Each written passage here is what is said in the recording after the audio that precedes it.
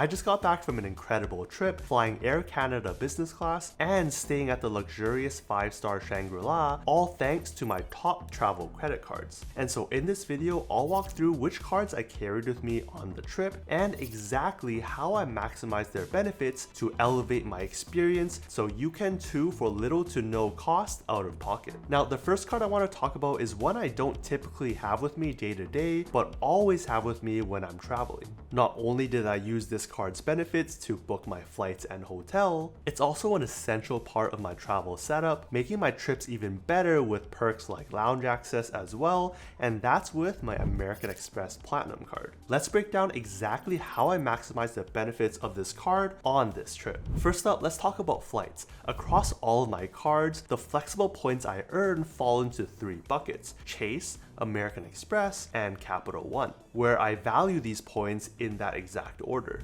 Meaning when I'm using points for travel, I typically go with Capital One first, then American Express, then lastly my Chase points. But because my Capital One points balance is quite low, for this trip to Toronto for a wedding and then returning from Montreal, I decided to use my American Express points instead. Now with those cities in mind, I knew that if I was to fly from either Vancouver or Seattle, the likely airlines would either be Air Canada or Alaska. And since all of Chase, American Express, and Capital One transfers to Aeroplan, and I had no Alaska points, the choice was clear and we'd be flying Air Canada. So months before the trip, I went on my favorite tool, Seats.aero, and I had searches up going from Vancouver or Seattle over to Toronto, and then from Montreal back over to Vancouver. Unfortunately, I couldn't find any business class seats on the flight over to Toronto, but we did luck out finding premium economy seats, which were actually cheaper than economy. Yes, you read that right, cheaper than economy.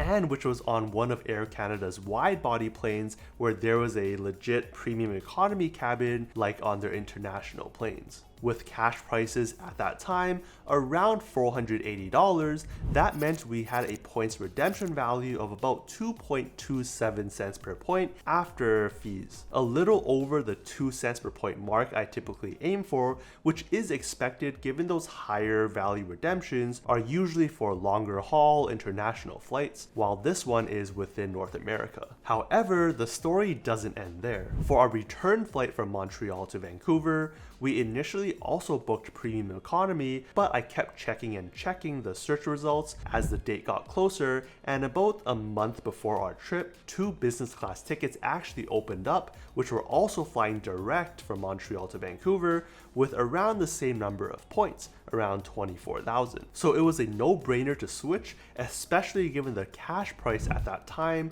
was around $731. So subtract the fees divided by the points, and we get a value of about 2.9 cents per point. What made this even better was that this flight was also on Air Canada's wide body planes, like the ones flying international, which are equipped with their fully lie flat seats, which I was able to experience on my flight to Osaka as well. This was also another lucky break because most of the flights on this route are actually operated with Air Canada's narrow body planes, where their business class seats are more recliner seats that look like this. So this was a significant upgrade in comfort and experience on the longer leg of the trip, about 5 to 6 hours, all for about the same number of points. And so the points needed for both of these flights, for both my partner and I, saving us thousands of dollars out of pocket, were completely covered by the Aeroplan points transferred over from American Express and earned on the Amex Platinum card. So that's our flights. Now let's talk about our hotel stay. One of the standout perks on the American Express Platinum card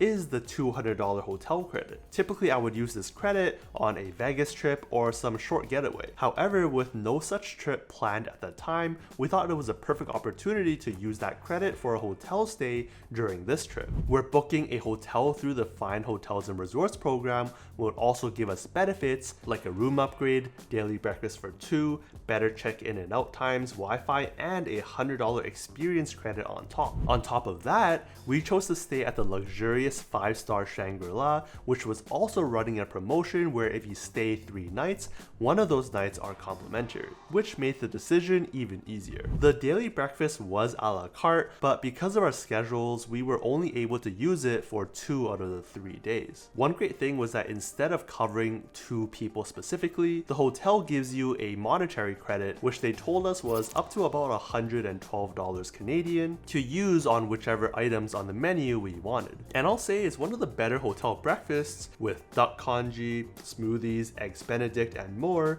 And one morning we even invited a friend over where the credit was enough to cover all 3 of our meals. All in all, the Shangri-La was in a beautiful hotel, but maybe personally I do prefer more of a modern style hotel. Still, the perks made it worthwhile and it was a great experience, not to mention the 5 times points we get booking the hotel through the Amex portal. Now, while we had 3 nights covered at the Shangri-La, we needed 1 more night in Toronto, preferably at the same hotel as our friends so we can coordinate heading to the airport easier the next morning. Now I know switching hotels is not for everyone, but in this case it kind of worked out. We had late checkout because of the FHR program at the Shangri-La, and we already had a Turo car given we were planning a day trip to Niagara Falls. So moving hotels for that 1 night wasn't too much of a hassle. It also got us packing a night early, which was kind of nice too. So naturally I looked at my credit card setup to see are there any cards I still have with credits that I still need to use, which leads me to my second travel card, the Capital One Venture X card. Earlier in the year I already used part of that $300 travel credit on flights within Asia, so I still had about $40 left of credit to use. Since we wanted to stay at the Hyatt Regency Toronto, I ran searches across the Capital One travel portal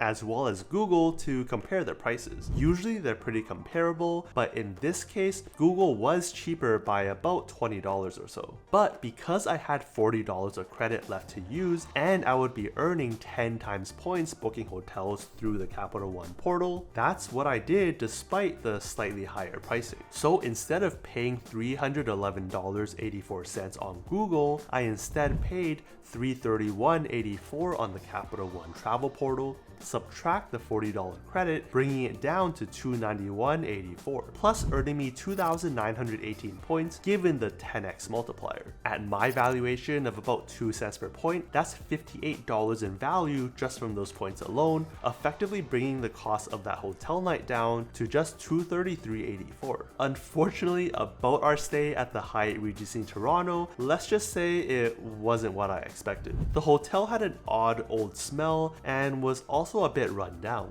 To make matters worse, our friends actually had to change rooms because their initial one had a strong smoke odor. I was pretty glad we were only there for 1 night and was surprised at how costly downtown Toronto hotels were. Maybe it was just the time of year. But the Venture X is not just in my travel setup purely for that travel credit. The card has multiple travel benefits. As I mentioned earlier, it could just as easily have funded the points needed on my flights, and is my go-to card for all non-special category spend, as it gives me 2 times miles on all of my spend, with no foreign transaction fees, which is perfect for international trips. Another great feature on the card is its car rental benefits. If we had chosen to rent a car from a traditional company like Hertz, having President Circle status would have given me the widest selection of cars that we could pick from for a trip to Niagara Falls. Unfortunately, the timing with the car drop-off times just didn't line up with our schedule, so we opted for renting a car on Turo instead, which worked out just fine. Then while at the small Billy Bishop Airport in Toronto, about to fly to Montreal, is where the Venture X card shines again. Because traveling with a larger group, I needed this specific card for its lounge access perks. Because the version on this card has unlimited guests with its priority pass, whereas the one on the Amex Platinum card limits you to 2 guests. And because the Billy Bishop Airport had a somewhat new Aspire Air Canada Cafe lounge, which takes priority pass, I was able to bring the entire group into this lounge. And honestly, the lounge itself was a pleasant surprise, especially for a small airport. More like a cozy cafe with solid food and drink options and quiet booths, a nice escape from the crowds of the small and busy airport. Next, we have a card that pretty much has a permanent spot in my wallet